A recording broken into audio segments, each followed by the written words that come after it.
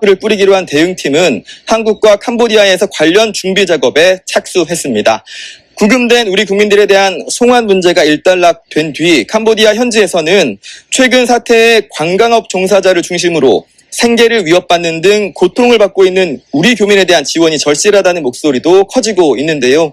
이곳 한인회 등에서는 피해자이자 가해자인 송환 인원들을 보는 시선과 피해 교민들을 보는 국민들 시선은 달라야 하고 정부 지원과 대응 또한 달라야 한다는 호소가 이어지고 있습니다. 지금까지 캄보디아 프놈펜에서 연합뉴스TV 박현우입니다. 경찰이 캄보디아에서 고문을 받다 숨진 대학생을 캄보디아로 보낸 장본인을 추가로 붙잡았습니다. 앞서 구속 기소된 모집책과 함께 숨진 대학생에게 대포 통장을 만들게 하고 현지로 보낸 혐의를 받는데요. 최주원 기자입니다. 지난 7월 캄보디아로 출국한 뒤 고문을 받다 숨진 대학생은 출국 한 달 뒤 보코산 인근에서 숨진 채 발견됐습니다. 이 대학생을 캄보디아 현지로 보낸 모집책을 경찰이 추가로 붙잡았습니다. 경북경찰청 형사기동대는 숨진 대학생을 현지로 보낸 20대 A씨를 추적 끝에 붙잡아 조사하고 있다고 밝혔습니다. A씨는 지난 7월 대포통장 알선책인 홍모씨로부터 숨진 대학생을 소개받고 대포통장을 만들게 했습니다. 곧이어 그 통장을 들고 캄보디아로 가 범죄 조직에게 전달하도록 만든 혐의를 받습니다. 숨진 대학생을 A씨에게 소개한 홍씨도 구속된 상태로 재판에 넘겨져 다음 달 첫 재판을 앞두고 있습니다. 홍씨는 숨진 대학생과 같은 대학에 다녔던 것으로 알려졌습니다. 경찰은 지난 8월 숨진 대학생이 대포통장 모집책들과 연락한 정황을 포착하고 수사에 착수했습니다.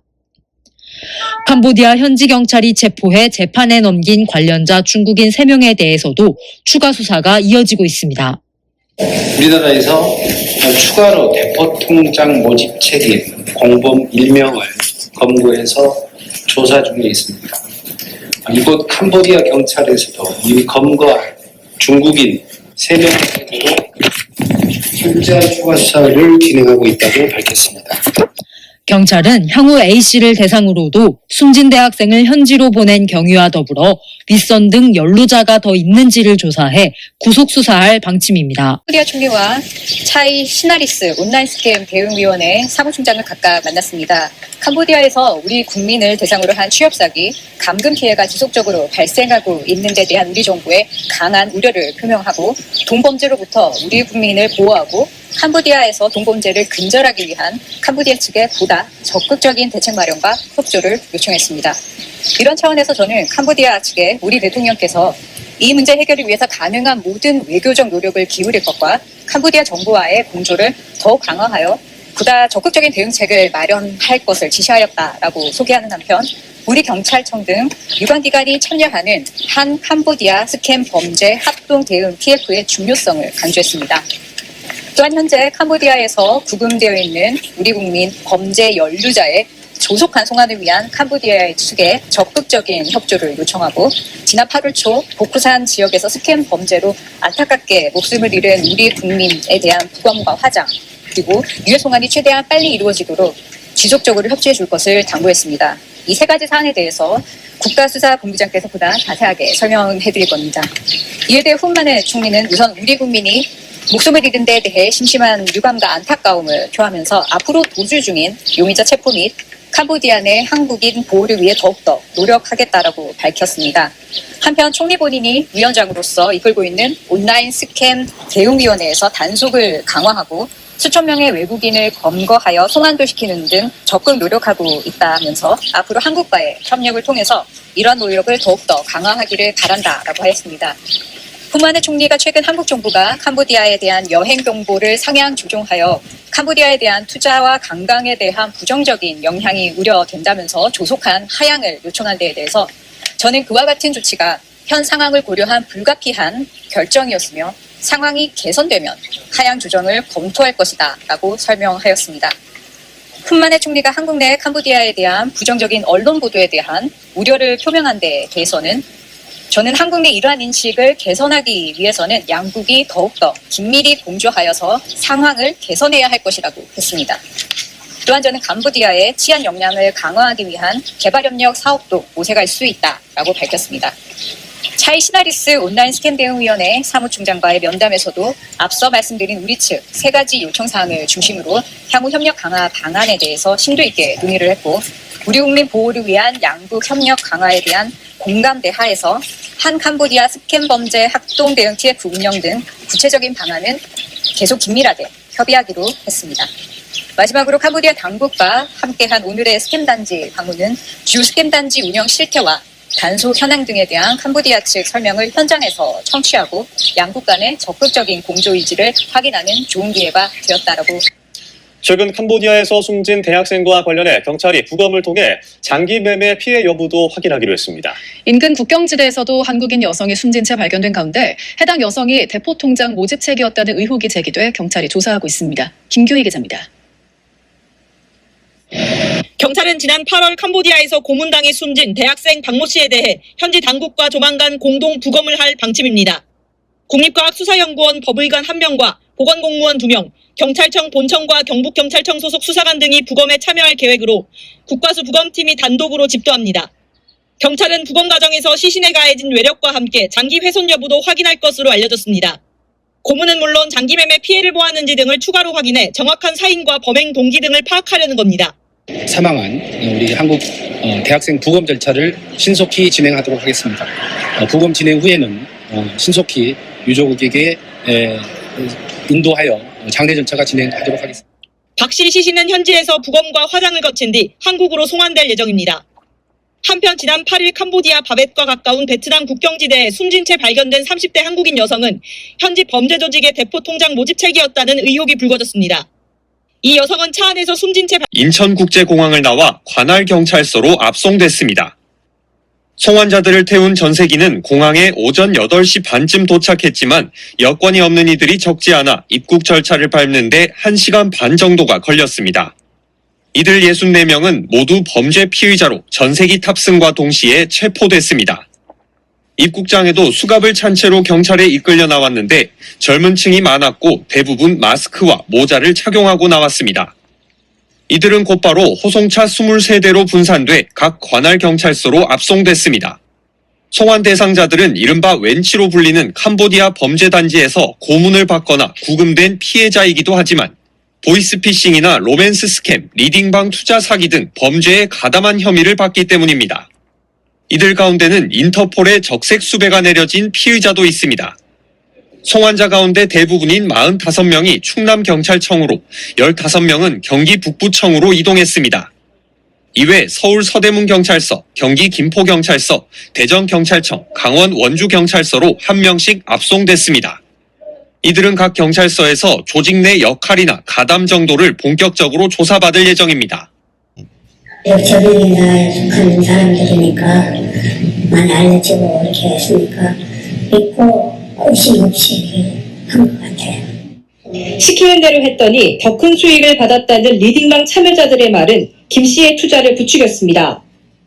리딩방에서 소개해준 유명 증권사 사이트는 김 씨의 경계를 완전히 허물었습니다. 프로그램상에 나타나는 거에 대해서는 전혀 의심을 안 했어요. 나중에 보니까 그냥 숫자만 보여줘왔지 그런 개념일 것 같았어요. 그렇게 김 씨는 보름 사이 부부의 노후 자금 전부인 1억 원을 투자했습니다. 수익이 눈덩이처럼 불어나 증권사 사이트 계좌에는 3억 원이 찍혔습니다. 문제는 김 씨가 돈을 출금하려 할 때 벌어졌습니다. 돈을 찾으려면 수수료 3천만 원을 먼저 내라는 말에 김 씨는 그제서야 사기임을 깨달았습니다. 유명 투자 전문가도 유명 증권사 사이트도 다 가짜였습니다. 가서 물어봤더니 전혀 관계가 없다고 하더라고요. 경찰은 지난달 19일부터 김 씨 사건에 대해 수사를 진행 중입니다. 전문가들은 리딩방 사기는 해외 서버를 이용해 피의자 검거도 어려운 데다 피해금을 온전히 돌려받기 어렵다며 투자 전 경각심을 갖고 신중히 투자해달라고 당부했습니다. 긴 머리에 선한 미소를 띤 여성이 나타납니다. 온라인 채팅 앱에서 알게 된 이 여성. 얼핏 보면 연인처럼 다정해 보입니다. 여성은 투자로 큰 돈을 벌었다며 남성에게 함께 투자를 공부하자고 제안했습니다. 곧이어 한 투자 전문가의 온라인 강의를 소개했고 남성은 화면 속 인물의 말에 투자 애플리케이션을 설치한 뒤 500만 원을 넣었습니다. 이후 여성과의 연락은 끊겼고 투자금도 사라졌습니다. 사랑을 미끼로 돈을 가로채는 일반적인 로맨스 스캠처럼 보이지만 이번엔 인공지능 기반의 딥페이크 기술이 동원됐습니다. 처음 등장한 여성의 얼굴도 투자 전문가라며 온라인 강의에 나온 인물도 모두 조작된 얼굴이었습니다.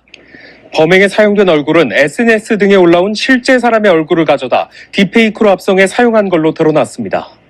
울산경찰청은 캄보디아 현지에서 이 같은 수법으로 범행을 벌인 한국인 총책 2명과 조직원 등 총 45명을 입건하고 이 중 10명을 구속했다고 밝혔습니다.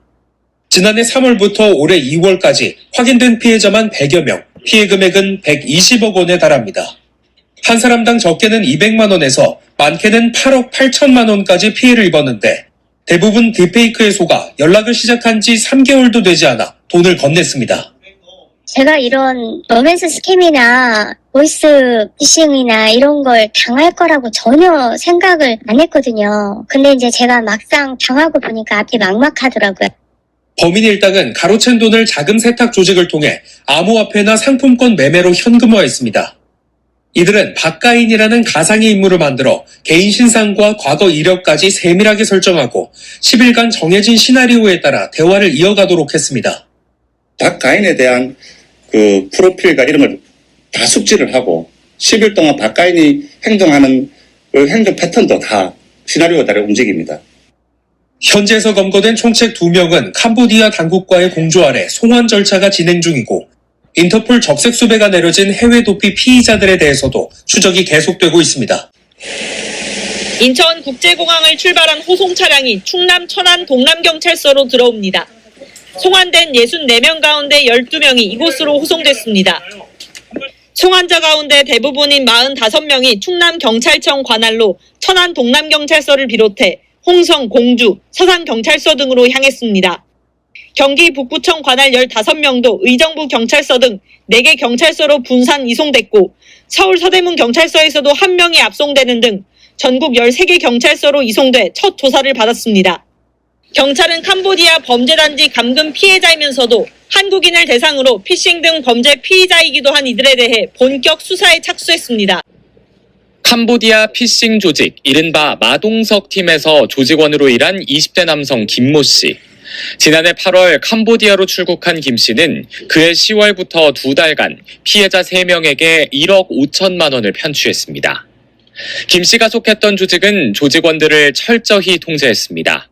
여권은 관리자가 일괄 보관했고 외출은 허락을 받거나 관리자와 동행하도록 했으며 업무 시간에는 휴대전화를 뺐고 조직원끼리 대화를 하거나 게임 미디어 시청도 금지했습니다. 방콕에서 편하게 돈을 벌 수 있는 일이 있다는 동창의 꼬임에 지난 1월 태국으로 출국한 30대 여성 구모 씨도 비슷한 상황을 겪었습니다. 조직은 업무 시간에 휴대폰 금지, 외출 금지 규칙을 정해두고 어길 때마다 100에서 200달러의 벌금을 매겼습니다. 또 탈퇴, 귀국을 요구하면 보증금까지 요구해 이탈을 막았습니다. 이들은 폭행과 감금 속의 범죄를 저질렀지만 법원은 각각 징역 3년 6개월과 징역 4년의 실형을 선고했습니다. 피해자가 적지 않은 데다 이들에게서 편취한 금액 또한 수십억 원에 달하기 때문입니다. 자진 귀국, 폭행 등에 의한 강압을 호소해도 다수의 피해자와 막대한 피해액, 불법 행위임을 알고도 범행에 가담한 점 등이 중형의 이유가 되는 겁니다. 여러 명의 남성이 차례로 공항에 들어섭니다. 태국 파타야에서 범죄단체를 조직해 사기를 벌이다 붙잡힌 한국인 남성들입니다. 이들은 지난해 7월부터 30대 중국 국적 남성인 총책 A씨의 이름을 딴 룽거 컴퍼니라는 범죄단체로 활동해왔습니다. 전통적인 보이스피싱 수법인 기관 사칭 사기부터 최근 화제가 된 노쇼 사기 등 범죄 수법에 따라 체계적으로 팀을 구성해 치밀하게 범행을 저질렀는데 국내에 있는 피해자 878명으로부터 약 210억 원을 편취한 혐의를 받고 있습니다. 한국인 남성 32명 등 총 36명이 가담한 대규모 사기 조직이었는데 범행을 지휘한 총책 A씨와 조직원들에게 본부장으로 불린 피의자들은 모두 중국 국적 남성들이었습니다. 이들은 리조트에서 합숙하며 군대를 방불케 하는 엄격한 규율로 조직을 관리했습니다. 또 단체로 워크숍을 떠나거나 범행 우수자인 포상을 하기도 했습니다.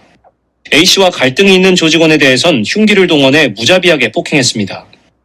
이들의 범행은 태국 현지에 파견된 경찰 협력관과 태국 경찰의 공조로 조직원 대부분이 검거되면서 약 1년 만에 막을 내렸습니다.